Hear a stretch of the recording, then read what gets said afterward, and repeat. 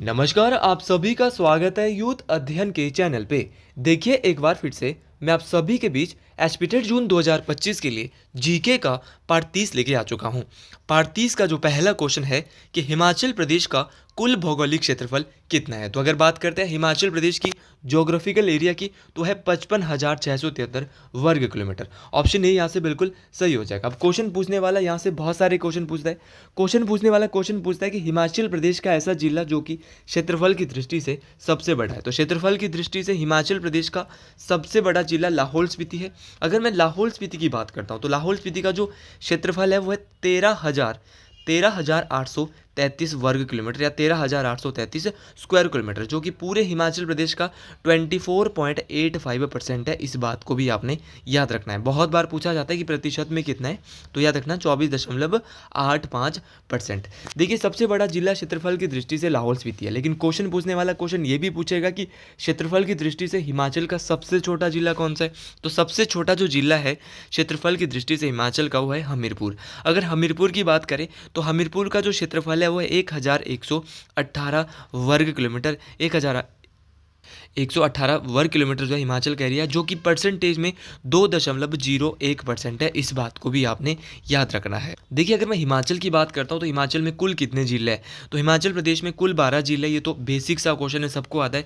अगर आप भी एचपी टेट परीक्षा की तैयारी कर रहे हो और आप भी जो है वो एचपी टेट परीक्षा पास करना चाहते हो तो जुड़िए हमारे साथ। मात्र और मात्र 499 में हम दे रहे हैं आपको लाइव प्लस रिकॉर्डेड क्लासेस। जो क्लास अगर आप लाइव नहीं देख सकते तो सेम क्लास को आप रिकॉर्डेड भी ऑलवेज देख सकते हो।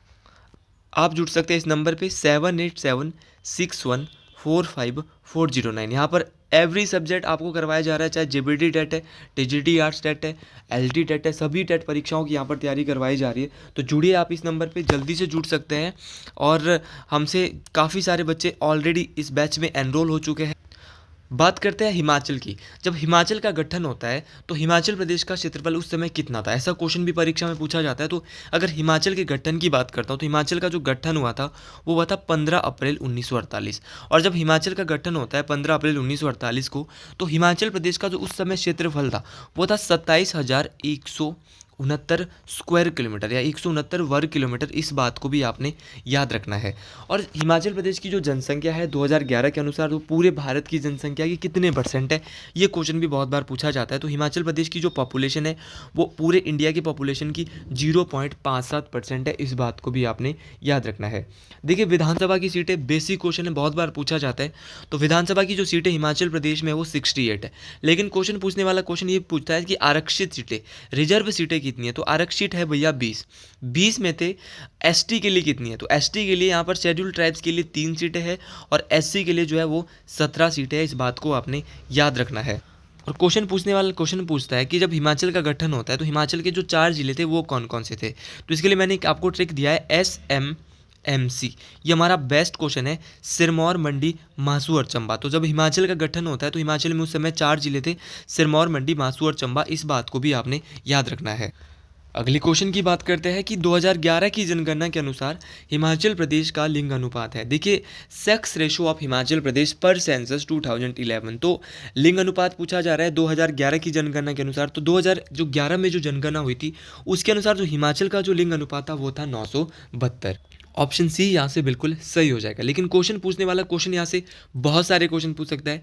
क्वेश्चन पूछने वाला क्वेश्चन पूछ सकता है कि हिमाचल का ऐसा जिला जिसका लिंग अनुपात सबसे ज़्यादा है। तो अगर मैं लिंग अनुपात की बात करता हूँ तो हिमाचल का तो 972 है, लेकिन हिमाचल का ऐसा कौन सा जिला है 2011 के अनुसार जिसका लिंग अनुपात सबसे ज़्यादा, तो वो था हमीरपुर।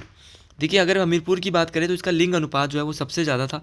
कितना था, 1,095 या कहीं कहीं 1,096 भी दिया गया। तो दोनों ही आपको याद रखना है। अब क्वेश्चन पूछने वाला क्वेश्चन पूछेगा कि सबसे ज़्यादा लिंग अनुपात तो हमीरपुर का था, लेकिन सबसे कम लिंग अनुपात किस जिले का था, तो किन्नौर जिले का। याद रखना है किन्नौर जिले की जो सेक्स रेशो है वो 2011 के अनुसार सबसे कम थी। कितनी थी, 818 थी। इस बात को भी आपने याद रखना है। देखिए 2011 का जो लिंग अनुपात था वो 972 था। हमने ये भी जान लिया कि सबसे ज़्यादा किस जिले का है और सबसे कम किस जिले का लिंग अनुपात है। लेकिन क्वेश्चन पूछने वाले ने क्वेश्चन ये भी पूछ सकता है कि जो 2011 2001 का जो लिंग अनुपात था वो कितना था? तो 2001 में हिमाचल का जो लिंग अनुपात था वो था 968, ये भी याद रखना है। और या ये भी क्वेश्चन पूछा जा सकता है कि 1951 में हिमाचल का लिंग अनुपात कितना था? तो 1951 में हिमाचल का लिंग अनुपात था 912। तो 1951 में 912 था और 2001 में 968 था और 2011 में 972 था। तो सारे के सारे क्वेश्चन मोस्ट इंपॉर्टेंट रहने वाले हैं। देखिए हिमाचल प्रदेश की साक्षरता दर भी, लिटरेसी रेट भी बहुत बार पूछा जाता है। तो हिमाचल प्रदेश की जो साक्षरता दर है, हिमाचल प्रदेश का जो लिटरेसी रेट है वो 82.80% है। इस बात को भी आपने याद रखना है। अब क्वेश्चन पूछने वाला क्वेश्चन ये पूछेगा कि हिमाचल का साक्षरता दर तो 82.80% है, लेकिन ये बताइए कि किस जिले का साक्षरता दर सबसे ज़्यादा है? तो हमीरपुर जो जिला है इसका भी, इस देखो लिंग अनुपात भी इसका सबसे ज़्यादा है और साक्षरता दर भी हमीरपुर जिले का कितना है? 89.01% है। इस बात को भी आपने याद रखना है। तो साक्षरता दर भी सबसे ज़्यादा हमीरपुर का है। क्वेश्चन ये भी पूछा जा सकता है कि साक्षरता दर जो है वो किस जिले का सबसे कम है हिमाचल में? तो साक्षरता दर जो है सबसे कम किसका है? चंबा जिले का है। चंबा जिले का जो साक्षरता दर है वो 73.19% है। इस बात को भी आपने याद रखना है। तो सबसे कम जो पढ़े लिखे लोग हैं वो चंबा में है और सबसे ज़्यादा जो पढ़े लिखे लोग हैं वो हमीरपुर में है। इस बात को आपने याद रखना है। और लिंग अनुपात की बात करें तो लिंग अनुपात सबसे ज़्यादा हमीरपुर का है और सबसे कम किन्नौर का है। तो बहुत सारे डाउट हमने इस क्वेश्चन से क्लियर किए अपने, जो कि मोस्ट इंपॉर्टेंट आपके लिए परीक्षाओं में रहने वाले। अगले क्वेश्चन की बात करते हैं कि हिमाचल प्रदेश के किन्नौर जिले का मुख्यालय है। देखिए अगर मैं किन्नौर जिले की बात करता हूँ तो किन्नौर जिले का जो मुख्यालय है वो कहाँ पर है? तो ऑप्शन डी यहाँ से बिल्कुल सही हो जाएगा। किन्नौर जिले का जो मुख्यालय है वो है रिकांगपिओ। रिकांगपिओ में जो है वो किन्नौर जिले का मुख्यालय है। इस बात को आपने याद रखना है। देखिए क्वेश्चन पूछने वाला क्वेश्चन यहाँ से बहुत सारे क्वेश्चन बना सकता है। क्वेश्चन पूछने वाला क्वेश्चन बना सकता है कि हिमाचल के कुछ ऐसे ज़िले हैं जिनका क्षेत्रफल उनके ज़िलों के नाम से नहीं है। जैसे आपका सिरमौर ज़िला, अगर मैं सिरमौर ज़िले की बात करता हूँ तो सिरमौर ज़िले का जो मुख्यालय है वो नाहन में स्थित है। अब क्वेश्चन पूछा जाता है कि जो कांगड़ा ज़िला है उसका मुख्यालय कहाँ पर है?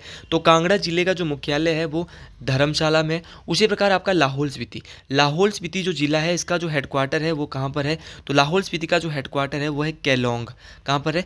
केलोंग। तो ये सारे के सारे क्वेश्चन मोस्ट इंपॉर्टेंट रहने वाले हैं।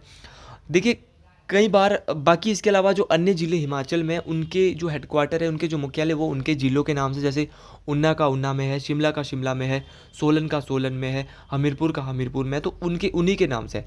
लेकिन एक बार पूछा गया था कि जो पांगी है, पांगी का जो मुख्यालय है वो कहाँ पर है? तो बहुत सारे बच्चों ने वो क्वेश्चन गलत कर दिया था। तो आप बिल्कुल ऐसी गुंजाइश नहीं करेंगे। पांगी का जो हेडक्वार्टर है वो कहाँ पर है? किलाड़। तो याद रखना है पांगी का हेडक्वार्टर कहाँ पर है? तो पांगी का जो हेडक्वार्टर है वो किलाड़ में है। इस बात को भी आपने याद रखना है। मोस्ट इंपॉर्टेंट बात है।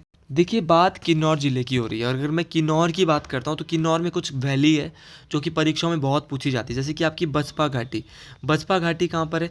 तो बसपा घाटी वही है जिसको सांगला घाटी भी कहा जाता है। तो बसपा घाटी जिसको सांगला घाटी के नाम से जाना जाता है, ये भी आपके किन्नौर ज़िले में। किन्नौर में ही ये घाटी है रिब्बा घाटी। तो रिब्बा घाटी कहाँ पे? तो रिब्बा घाटी भी आपके किन्नौर ज़िले में है और आपकी जो सांगला घाटी है वो भी कहाँ पर है? किन्नौर ज़िले में। और क्वेश्चन ये भी पूछा जाता है कि अंगूरों के लिए कौन सी फेमस घाटी है हिमाचल की? तो वो है रिब्बा घाटी। इस बात को आपने याद रखना है। मोस्ट इंपॉर्टेंट बात है। अगले क्वेश्चन की बात करते हैं कि हिमाचल प्रदेश की सबसे बड़ी कृत्रिम झील कौन सी है? देखिए मोस्ट इंपॉर्टेंट ये है क्वेश्चन रहने वाला है। तो हिमाचल प्रदेश की जो सबसे बड़ी आर्टिफिशियल लेक है वो है आपकी गोविंद सागर लेक। गोविंद सागर झील जो है वो हिमाचल प्रदेश की सबसे बड़ी कृत्रिम, जिसको द्वारा मानव निर्मित झील है। कभी कभार क्वेश्चन में कृत्रिम ना देकर मानव निर्मित भी दिया जाता है।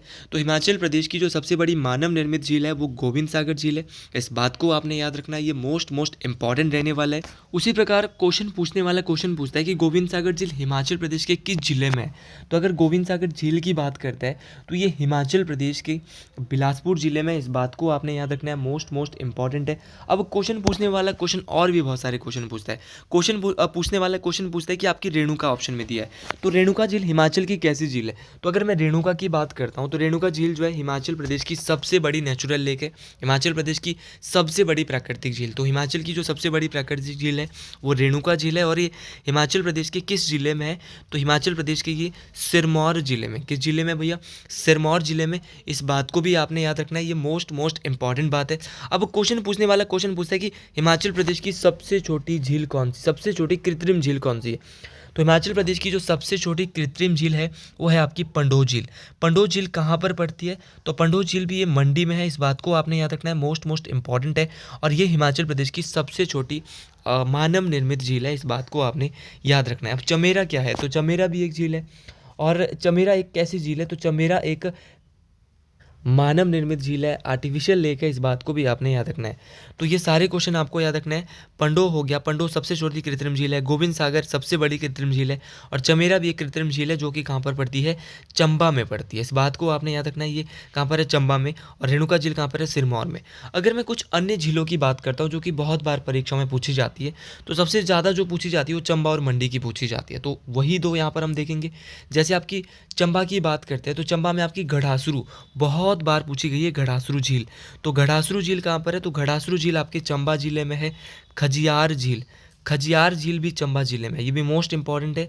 लामा डल झील, अगर मैं लामा डल झील की बात करता हूँ तो लामा डल झील भी आपकी चंबा जिले में, और लामा डल झील को 7 झीलों का समूह भी कहा जाता है।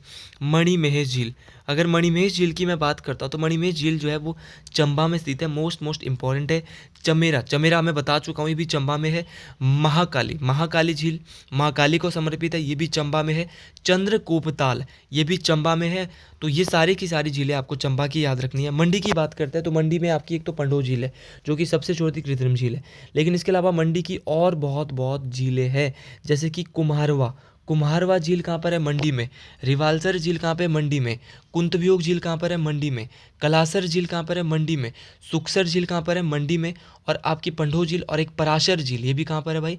मंडी में स्थित है। तो ये सारी की सारी झीलें आपको मंडी और चंबा की याद रखनी है, मोस्ट इंपॉर्टेंट आपको परीक्षाओं में रहने वाली है। अगले क्वेश्चन की बात करते हैं कि हिमाचल प्रदेश में रावी नदी का उद्गम स्थान कहाँ पर है? तो रावी नदी के उद्गम स्थान की बात हो रही है। अगर मैं रावी नदी की बात करता हूँ तो रावी नदी का जो उद्गम स्थान है वो है बड़ा बंगाल। ऑप्शन ए यहाँ से बिल्कुल सही हो जाएगा। देखिए, जो रावी नदी है वो बड़ा बंगाल से निकलती है, इस बात को आपने याद रखना है। बहुत बार ये क्वेश्चन पूछा जाता है। अब क्वेश्चन पूछने वाला क्वेश्चन यहाँ से बहुत सारे क्वेश्चन पूछता है। क्वेश्चन पूछने वाला क्वेश्चन पूछता है कि जो रावी नदी है वो हिमाचल प्रदेश में कितना बहती है? तो हिमाचल प्रदेश में ये कुल 158 किलोमीटर, इस बात को आपने याद रखना है कि हिमाचल प्रदेश में कुल कितना बहती है? 158 किलोमीटर के आसपास बहती है। क्वेश्चन पूछा जाता है कि जो चंबा का जो चौगान मैदान है, चंबा जो शहर है वो किस नदी के किनारे है? तो चंबा शहर जो है वो भी रावी नदी के किनारे स्थित है, इस बात को आपने याद रखना है। और सिकंदर के द्वारा, जो सिकंदर महान था, उसने इसे जो एक नाम दिया था वो दिया था हाइड्रस्टर। तो हाइड्रास्टर नाम जो है वो रावी नदी को किसके द्वारा कहा गया? तो हाइड्रस्टर जो रावी नदी को कहा गया था वो सिकंदर महान के द्वारा कहा गया था। इसको रहोडिस भी कहा था, रहोडिस भी कहा था और हाइड्रास्टर भी कहा था, इस बात को आपने याद रखना है, मोस्ट इंपॉर्टेंट है। देखिए, अगर मैं रावी नदी की बात करता हूँ तो रावी नदी की बहुत सारी सहायक नदियाँ हैं जो कि परीक्षाओं में पूछी जाती है। अगर रावी की बात करें तो रावी की रावी नदी की सहायक नदी है। तंतागिरी रावी की सहायक है। तो बादल और तंतागिरी और सियूल ये बहुत बार पूछी जाती है। बादल, तंतागिरी और सियूल जो है किसकी सहायक है? तो याद रखना है ये रावी की सहायक है। लेकिन इसके अलावा कुछ अन्य नदियाँ जो कि आपसे बेसिक पूछी जाती है, जैसे कि बेरा हो गया आपका, तंतगिरी हो गया आपका, बुद्दिल हो गया। बुद्दिल किसकी सहायक है भाई? ये भी रावी की सहायक है। तुंढा भी रावी की सहायक है। साहो भी किसकी सहायक है? साहो भी रावी की सहायक है। और चिड़चिन नाला भी किसकी सहायक है? ये भी जो है वो रावी नदी की ही सहायक नदियाँ। तो ये सभी जो सारी की सारी नदियाँ हैं वो रावी नदी की सहायक नदियाँ, इस बात को आपने याद रखना है। उसी प्रकार ब्यास के बारे में बहुत बार पूछा जाता है। अगर मैं ब्यास की बात करता हूँ तो ब्यास नदी जो है हिमाचल प्रदेश की ऐसी नदी है जो कुल हिमाचल प्रदेश में 256 किलोमीटर बहती है। आज हम सभी नदियों की लेंथ जानते हैं। अगर मैं सतलुज की बात करता हूँ तो सतलुज नदी जो है हिमाचल प्रदेश में सबसे लंबी नदी है, वो 320 किलोमीटर बहती है। उसी प्रकार यमुना मात्र कितनी बहती है? 22 किलोमीटर बहती है, मोस्ट इंपॉर्टेंट है। और अगर मैं चिनाब नदी की बात करता हूँ तो चिनाब नदी हिमाचल प्रदेश में कुल 122 किलोमीटर बहती है। तो ये सारी चीज़ें आपको याद रखनी है, और हर एक नदी की मैं आपको लेंथ बता चुका हूँ, और ये मोस्ट इंपॉर्टेंट रहने वाली है सारी नदियाँ। अगला क्वेश्चन यहाँ पे बोल रहा है कि लेकिन इससे पहले, अगले क्वेश्चन से पहले हम बारालाचा दर्रे के बारे में जानते थे। देखिए, जो बारालाचा जो दर्रा है वो कहाँ पर है? तो अगर मैं बारालाचा दर्रे की बात करता हूँ तो ये लाहौल क्षेत्र को लद्दाख का जो लेह जिला है उससे जोड़ता है। तो लाहौल क्षेत्र को लेह से जोड़ने वाला जो दर्रा है वो कौन सा है? तो है बारालाचा दर्रा, इस बात को आपने याद रखना है। बारालाचा दर्रे को pass with cross roads on summit. तो याद रखना है pass with cross roads on summit किसे कहा जाता है, तो वो बारालाचा दर्रे को कहा जाता है। इस बात को आपने याद रखना है। बारालाचा दर्रे की जो ऊंचाई है वो बहुत बार परीक्षा में पूछी जाती है। तो इसकी जो ऊंचाई है वो है 4890 मीटर।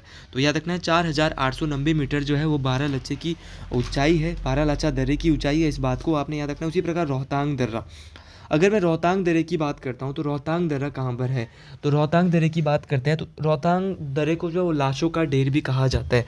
तो हिमाचल का ऐसा दर्रा जिसको लाशों का ढेर भी कहा जाता है, तो ये आपका जो है वो है रोहतांग दर्रा। और ये जो है वो लाहौल स्पीति को कुल्लू मनाली का जो एक क्षेत्र है उससे मनाली से जोड़ता है। इस बात को आपने याद रखना है, मोस्ट इंपॉर्टेंट है। और क्वेश्चन पूछा गया था एक बार कि रोहतांग दर्रे पे पहुंचने वाला पहला अंग्रेज, तो वो था मूर क्राफ्ट। तो मूर क्राफ्ट जो है वो रोहतांग दर्रे पे पहुंचने वाला पहला अंग्रेज था। इस बात को आपने याद रखना है, मोस्ट इंपॉर्टेंट। और रोहतांग दर्रे के नाम से एक टनल भी है, रोहतांग टनल। तो ऑप्शन को पढ़ना हमारा कार्य है और ऑप्शन को जितना ज़्यादा पढ़ेंगे उतनी ज़्यादा चीज़ें जो है वो बहुत अच्छे से क्लियर होने वाली है। अगले क्वेश्चन की बात करते हैं कि हिमाचल प्रदेश के कौन से जिले में गसोता मेला मनाया जाता है। तो गसोता मेला जो है हिमाचल प्रदेश के हमीरपुर जिले में मनाया जाता है। तो गसोता मेला हमीरपुर में मनाया जाता है। अगर हमीरपुर की बात करते हैं तो हमीरपुर में और भी बहुत सारे फेस्टिवल होते हैं, जैसे कि हमीरपुर के सुजानपुर की होली बहुत फेमस है। तो हमीरपुर के सुजानपुर में क्या होती है, होली होती है। और होली जो मेला है वो कहाँ लगता है, हमीरपुर के सुजानपुर में लगता है। हमीरपुर में एक बाबा बालकनाथ जी का मेला भी लगता है और बाबा बालकनाथ का जो डिग्री कॉलेज है वो भी यहीं पर है। तो आपको याद रखना है कि हमीरपुर में जो है बाबा बालकनाथ जी का मेला भी लगता है, मोस्ट इंपॉर्टेंट है। और होली भी जो है कहाँ की फेमस है, हमीरपुर की। हमीरपुर के सुजानपुर टिहरा में सैनिक स्कूल भी स्थित है। तो हिमाचल प्रदेश में जो सैनिक स्कूल है वो कहाँ पर है, तो याद रखना सुजानपुर टिहरा में स्थित है। अब क्वेश्चन पूछने वाला क्वेश्चन यहाँ से ये पूछता है कि हमीरपुर में जो नदौन शहर है वो किस नदी के किनारे स्थित है। तो नदौन शहर जो है वो ब्यास नदी के किनारे स्थित है। इस बात को भी आपने याद रखना है। उन्ना ऑप्शन में दिया है, उन्ना का भी एक मेला देख लेते हैं जो परीक्षा में पूछा जाता है सबसे ज़्यादा, बाबा भड़बाग सिंह मेला। तो बाबा भड़बाग सिंह मेला उन्ना के मैडी में मनाया जाता है। एक होता है उन्ना में पीर निगाह मेला, ये भी कहाँ पे मनाया जाता है, उन्ना में। इसके अलावा बिलासपुर में लगता है मारकंडा मेला, बिलासपुर में लगता है नलवाड़ी मेला और बिलासपुर में लगता है नैना देवी माता का मेला। तो आज के लिए इतना ही, क्योंकि काफ़ी क्वेश्चन हो चुके हैं। अगर आपको ये वीडियो पसंद आई है तो कमेंट बॉक्स में ज़रूर लिखें एक बार हर हर महादेव। मिलते हैं अगले वीडियो में। हर हर महादेव टू ऑल स्टूडेंट्स।